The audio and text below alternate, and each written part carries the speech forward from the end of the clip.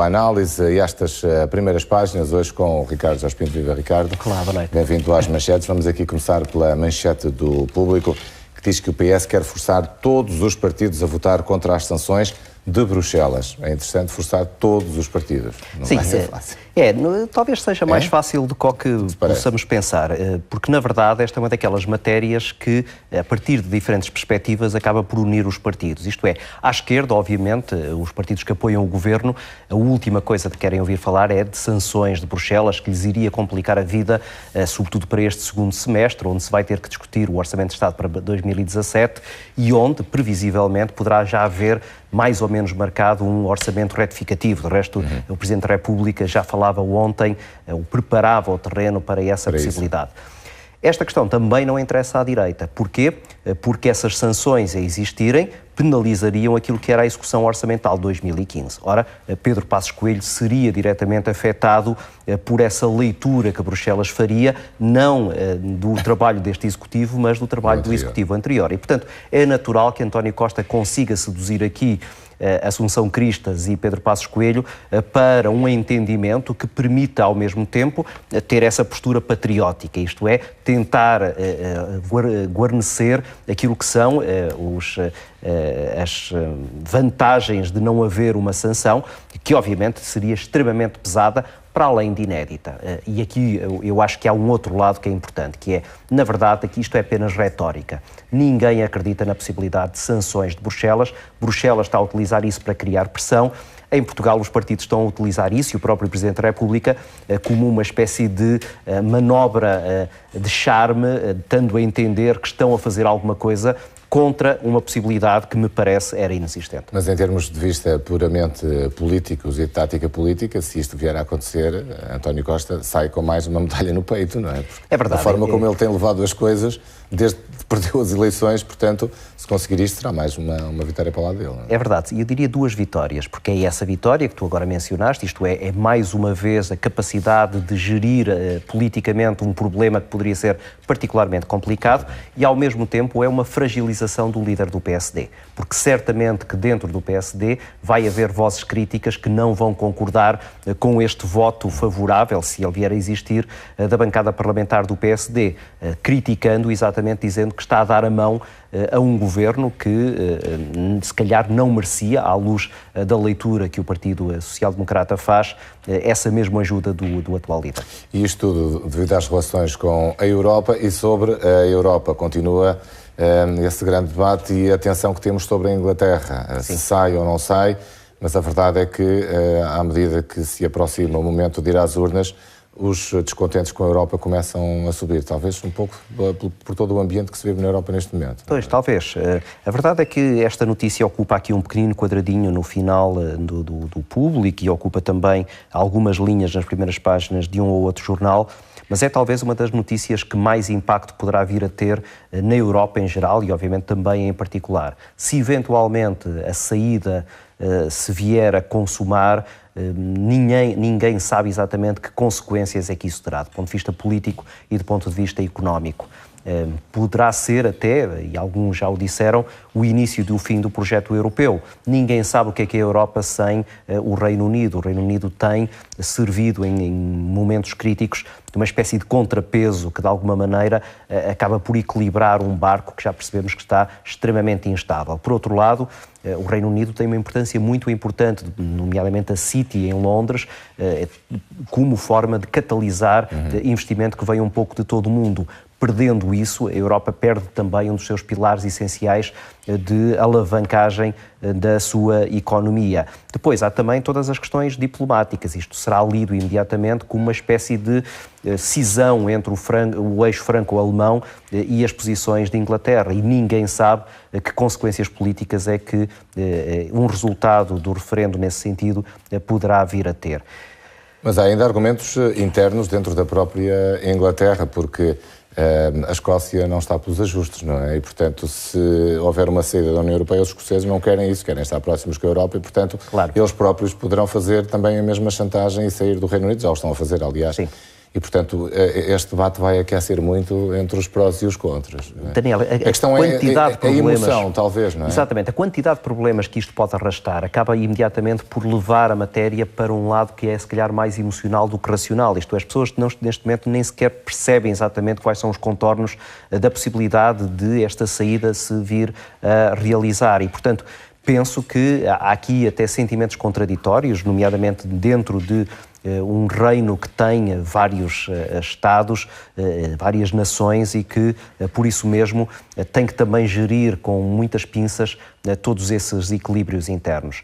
Há, e vai certamente agora haver nos próximos dias, uma enorme pressão para que o não acabe por vencer. E o próprio governo britânico está neste momento muito empenhado em conseguir suster aquilo que parece ser essa vaga de algum ceticismo relativamente à Europa.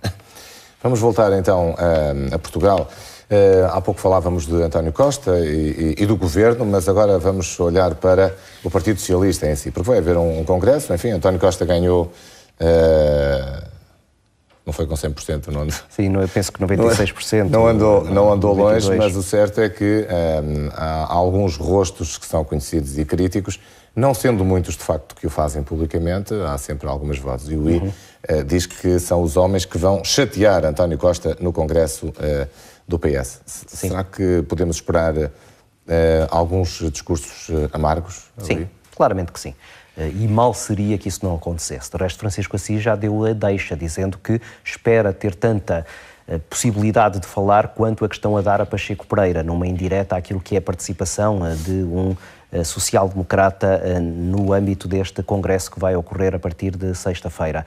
A verdade é que essas vozes críticas são todas elas, ou a maior parte delas, encostadas a António José Seguro, que entretanto saiu de cena, mas que deixou exatamente essas sementes de uma posição crítica, por um lado em relação à forma como António Costa tem gerido esta coligação à esquerda, por outro lado em relação à maneira como ele tem conduzido os destinos do partido. Aliás, João Proença, que também era próximo de Seguro, veio dizer mesmo que, enfim, está tudo concentrado no governo e o partido ficou um bocadinho de lado. Sim. Ainda que António Costa tenha criado, de facto, um lugar muito próprio para Catarina Mendes, precisamente para tratar do partido, não é? Tratar do partido. Mas essa é uma queixa geral. Isto é, sempre que um partido está no governo, a possibilidade de haver uma cisão é muito, muito difícil e isso é transversal a todos os partidos e acontece em todos os momentos. Eu acho que aqui o mais interessante é perceber qual é o grau de eficácia da retórica, em particular de Francisco Assis, que sabemos é um orador nato e que, quando subir àquele palco, obviamente catalisará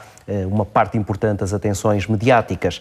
E isso falta agora saber de que maneira é que jogará dentro daquele congresso. Evidentemente que a liderança de António Costa não está nem de perto nem de longe em questão, o Francisco Assis já o disse de forma muito clara, não haveria outra hipótese de ser diferente, mas há aqui argumentos que Francisco Assis já começou a esgrimir ao longo de várias entrevistas que tem dado nos últimos dias e que, de alguma maneira, aqui ou além, tocam no coração de alguns dos socialistas que vão estar É uma tentativa também de chamar a atenção para as questões ideológicas do próprio partido, não é? Portanto, e sobretudo para essa maneira, para a maneira como o partido, nomeadamente na moção que António Costa leva, está a encostar um pouco mais à esquerda. E o grande apelo que Francisco Assis diz é que o Partido Socialista, se quer continuar a ser um partido europeísta, encontrará muito mais facilmente aliados ao centro do que aliados à esquerda. E, portanto, este risco de o Partido Socialista se deixar enredar por algumas das pressões que bloquistas e comunistas estão a fazer, preocupam o Francisco Assis e, eu diria mais, preocupam até, provavelmente, muitos daqueles congressistas que estarão sentados e claramente ao lado de António Costa. Muito bem, avançamos agora para outro assunto. A ADSE é tratada de duas formas nos jornais, no JN e no I. E vamos começar aqui pelo I, é o que lhe dá maior destaque, de resto é o maior destaque de todos nesta primeira página. A ADSE pode vir a ser gerida por seguradora privada.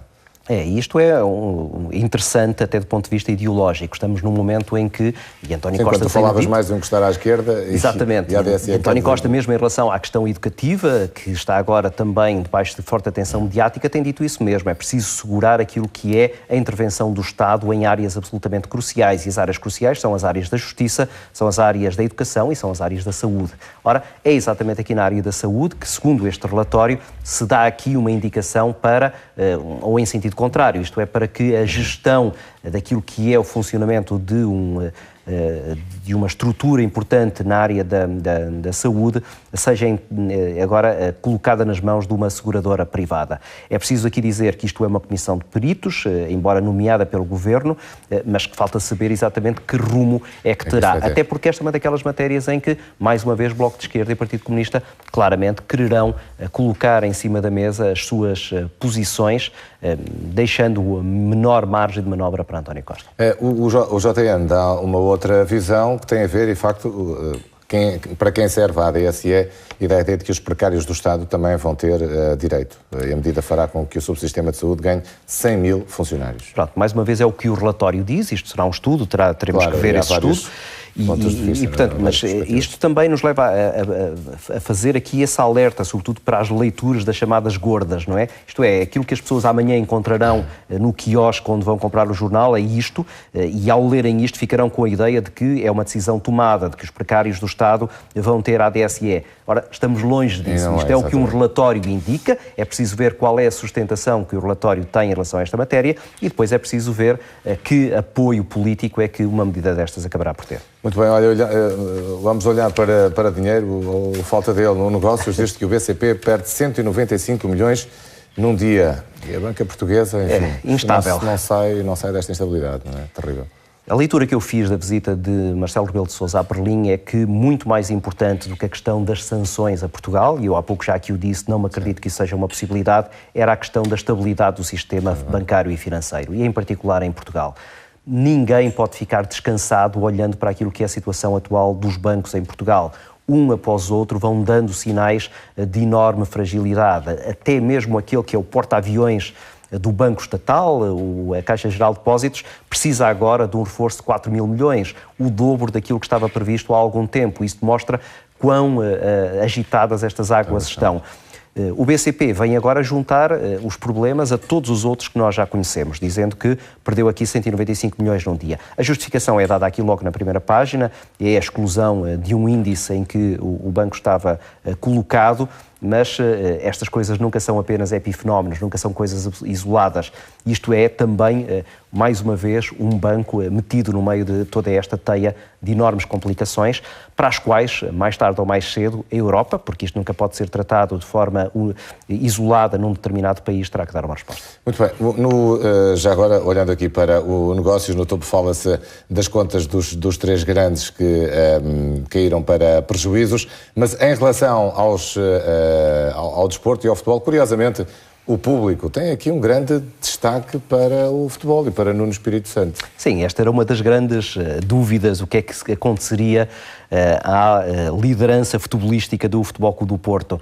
Era já conhecido o nome de Nuno Espírito Santo, agora oficializou-se com poupa e circunstância, sendo este o trunfo que agora Pinto da Costa joga nesta fase do seu mandato particularmente delicada. Não vingue Nuno Espírito Santo e muito provavelmente Pinto da Costa terá que sair pela porta pequena do Futebol Clube do Porto. E ele certamente que o sabe, e esta é a jogada arriscada, mas é a jogada que eventualmente ele considera que melhor se junta ou ajusta àquilo que são as expectativas que os adeptos têm. Porque Nuno Espírito Santo tem dois trunfos. Aliás, o discurso... Exatamente, a questão do discurso, a questão da retórica. Ele é, digamos assim, o inventor do slogan Somos Porto, e isso mostra quão ele sabe dominar as palavras quer para fora, quer para dentro. Em segundo lugar, é alguém da casa. E eu acho que essa é a aposta que Pinto da Costa está aqui a tentar fazer para, de alguma maneira, se reconciliar com os adeptos que olham com muita amargura para aquilo que têm sido os resultados dos últimos tempos. Muito bem, olha, vamos só olhar aqui rapidamente para o JN, dando-vos parabéns, naturalmente, porque tem uma edição de 128 anos, e Ricardo, quer queiramos, quer não, 128 anos de jornal nos tempos que correm. É verdade, é verdade. Não é o mais antigo, mas é um dos mais antigos. E aguenta-se, não é? Tem-se aguentado com todas as dificuldades que todos os jornais estão a passar, nomeadamente nas suas versões em papel. mas esta é uma edição histórica e que ainda por cima pega aqui numa matéria que, para um jornal que não está em Lisboa, num país muito centralizado como é o nosso, é particularmente relevante, que é a questão das autarquias, do poder local. Aqui se encontrarão algumas pistas interessantes, nomeadamente uma informação que aqui vem, que diz que câmaras saem da crise e dão lucro depois de muitos anos a serem acusadas de despesismo e depois de terem sido sujeitas a enormes espartilhos, até por causa da Troika. As câmaras estarão agora a tentar compor um pouco as suas contas. Vamos ver até que ponto esta realidade de dar lucro se é sustentável ou não é sustentável. Muito bem. Ricardo, vamos agora avançar um pouco e vamos olhar aqui para alguns online internacionais, alguns dos assuntos que estão em destaque. Não há, de facto, uma atualidade mundial muito quente na noite de quarta para quinta-feira. O The Guardian, por exemplo, vejam, acaba por dar grande destaque ao facto dos incêndios no Alasca serem uma prova já de que as alterações climáticas estão para ser levadas a sério e estão a piorar, é o grande destaque. No Mail Online, eu trouxe esta imagem porque, enfim, ao longo dos últimos anos temos visto muitas destas imagens dos carniceiros do Estado Islâmico, mas desta vez as tropas da Síria prenderam este bulldozer, que era um dos carniceiros, e acabou desta forma, atirado desta forma para as traseiras de uma carrinha de caixa aberta. Desta vez trataram-no exatamente como ele tratava os restantes prisioneiros.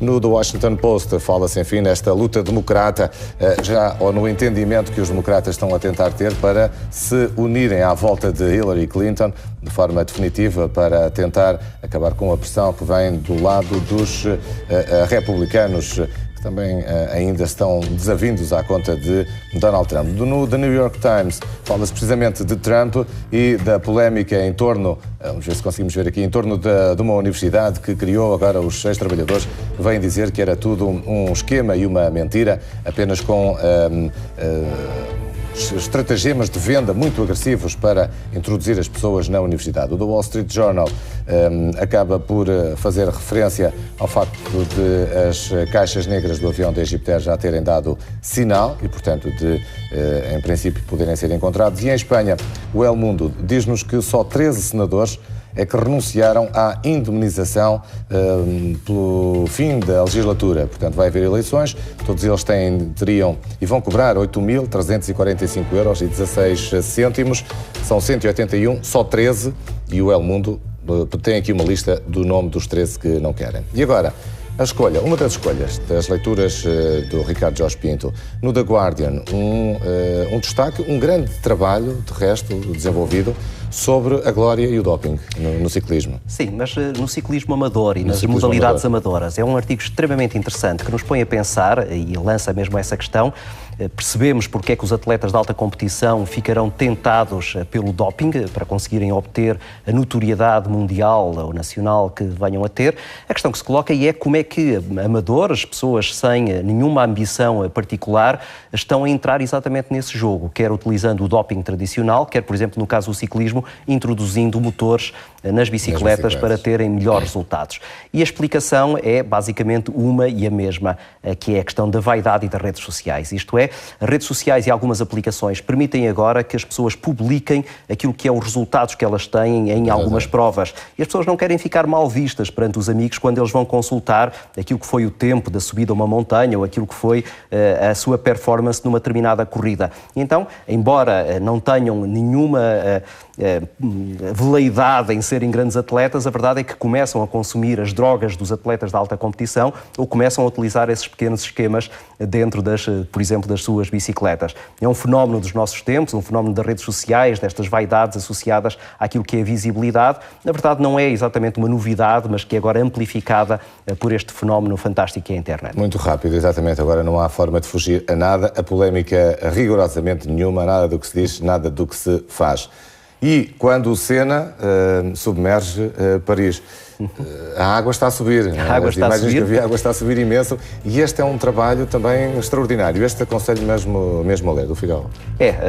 Porque está a chover, embora estejamos agora aqui já quase no início do verão, e porque as autoridades ficam e estão preocupadas com aquilo que é a possibilidade de conter uma cheia de grandes dimensões, aquilo que se chama uma cheia secular. Uma cheia secular é a cheia que tem a probabilidade de acontecer uma vez de 100 em 100 anos. Ora, a última grande cheia foi em 1910. O que acontece é que está-se agora à espera daquela que será, 100 anos depois, uma outra grande cheia. E o que este trabalho indica é que, na verdade, apesar de todos os avanços tecnológicos, Paris continua extremamente vulnerável àquilo que será o efeito de uma cheia de grande dimensão. Há um plano que prevê o reforço de 10 mil homens para tentarem solucionar os problemas em várias pontes da cidade, mas ninguém garante a eficácia total dessa solução e, portanto, os parisienses têm razões para estar de alguma maneira preocupados. Eu estava aqui a mostrar estes números que são curiosos, porque é sempre curioso compararmos 1910 com 2015. Em relação aos habitantes, curiosamente, intramuros eram mais em 1910 do que em 2015. Porque foram para as... Claro, saíram para as periferias, mas depois os números são realmente incríveis, não é? Se pensarmos que em 1910 só 2,3% é que tinham eletricidade e agora, obviamente, toda a gente tem, e que havia 15 mil viaturas em Paris em 1910 e agora há 550 mil. Eu vou avançar porque temos aqui algumas imagens extraordinárias de Paris antiga, com o Sena, de facto, a subir e a memória do que está a acontecer. E neste momento, de facto, as pessoas estão preocupadas porque as águas começam já a subir. Não é? Sim.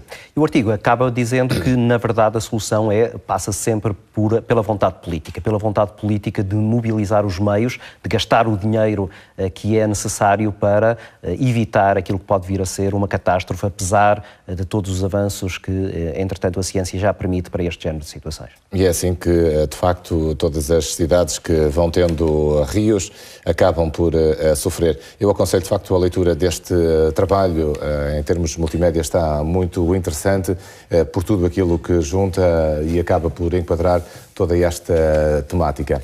E pronto, olhamos assim para as primeiras páginas dos jornais desta quinta-feira, os jornais nacionais, vimos ainda também alguma imprensa online internacional e as escolhas do Ricardo Jorge Pinto, que veio aqui hoje comentar então as manchetes. Ricardo, bom resto de semana de trabalho.